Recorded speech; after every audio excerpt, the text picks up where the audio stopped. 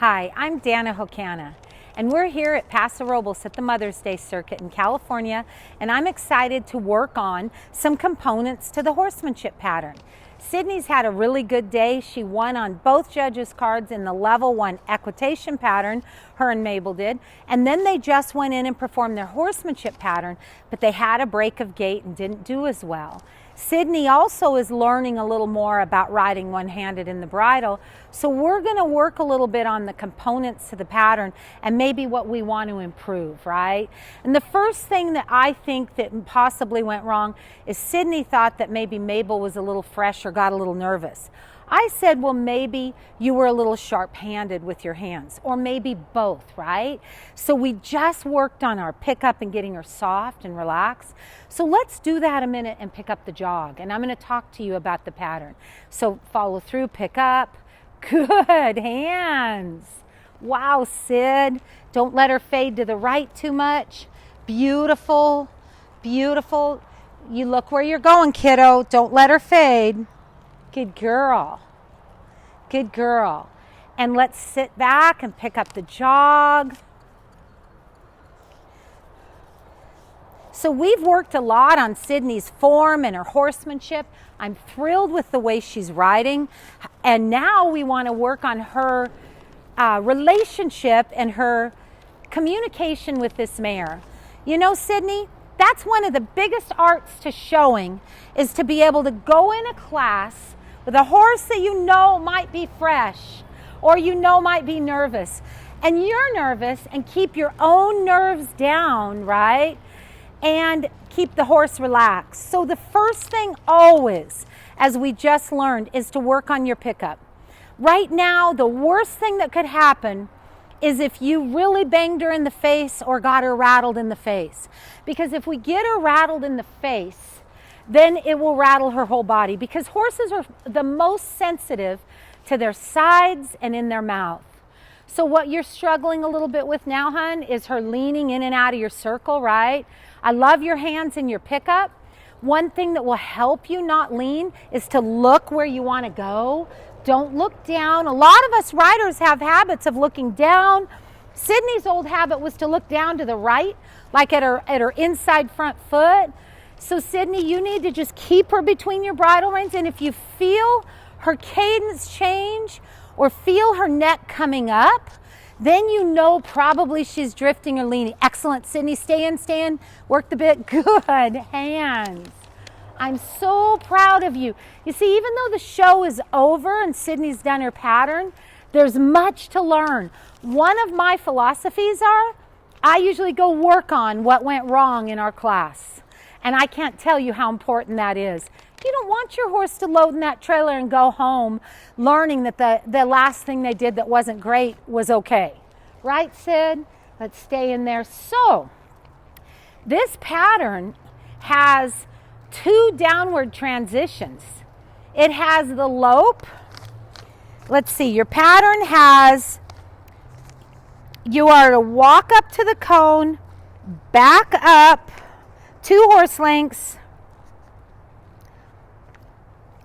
back, you're going to walk to A, then lope off on a left lead, come down to the trot and lope around the corner, then lope off on a right lead, which is almost like a counter bend or a counter canter, and then come back down to the jog.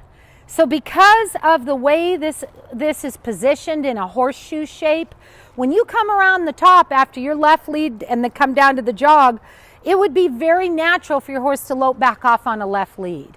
So we want to work just on our most important things to work on in this was our backup, knowing our horse. I pick apart, what do I need to work on?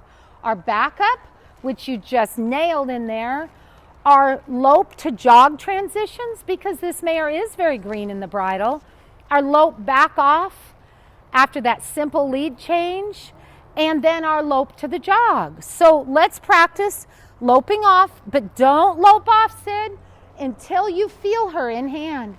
Don't get sharp-handed, just breathe. Breathe, stay in your circle. See, you went straight to looking down, right? And she went to veering around. A lot of people, when the trainer says lope off, It incites fear in them. But you just stay fluid and smooth with her, sweetie. Push, push, push, flop that bit. Look up, look up, look up, look up. Sit back, sit back. Come on, get her cadence good. Get her cadence good. Why are things falling apart as soon as we thought about loping? Isn't that funny? But that's natural for a lot of green riders. Flop that bridle down, look up at where you want to go. Feel her rhythm. You're already bracing your body for the lope. One of the goals of beautiful transitions is you stay rhythmic. Right now we're jogging 1, 2.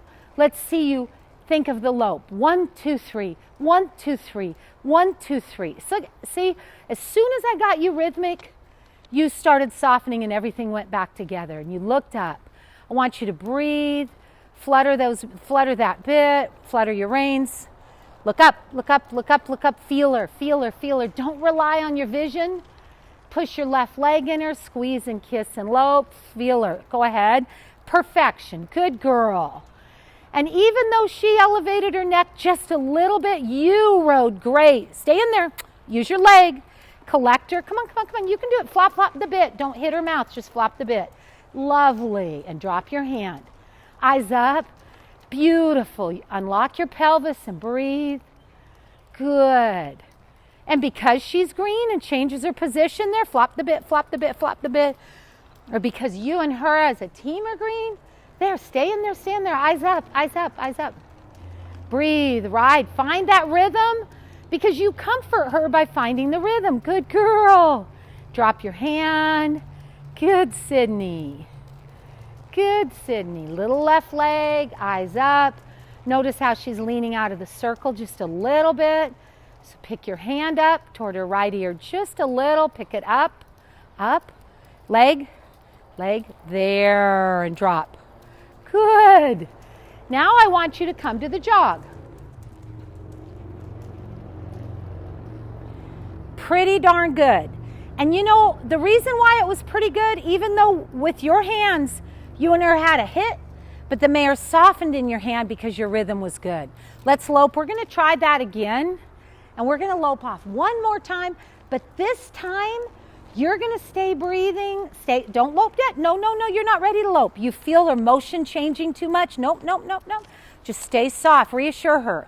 See, all of a sudden, you're hitting her with that hand. Stay fluid. Let the bit do the work. Let those shanks flop. Come on, come on, come on. Get her neck down. Get her cadence good. Good girl. And get your right leg off her. You've got a lot of right leg on her. Little left leg on her. Good. And what happens, Sydney, is when you get nervous, sometimes you'll switch legs, right? So this leg toward me, get off of her. Flop your bit, flop your bit, flop your bit. Flop your bit there. Stay flopping that bit. Sit up. Change your rhythm to a lope rhythm and lope her off. Stay fluid, stay fluid, stay fluid. Nice. Go on, put your leg in her. But you've got to commit with the leg and stay there. Good. Good. Keep her attention. Good girl. This is kind of a scary arena that we haven't ridden in. Good girl. Good girl. Now, before we come to a jog, I'm going to have you change your rhythm to a 1-2 beat gait. So start thinking 1-2 and come to that jog. Beautiful. Drop your hand and pat her. Beautiful, Sydney. Really good. Great transitions. Super proud of you.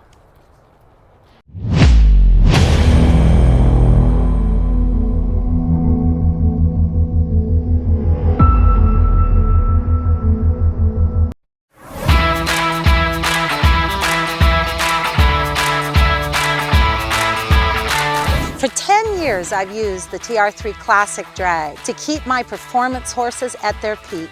And now I'm so excited to say that we now have that TR3 E series. There just isn't anything better than that TR3 Arena drag to help make my performance and my program complete. So no matter the size of your program, good footing should matter to you. So contact ABI today and get your Arena drag.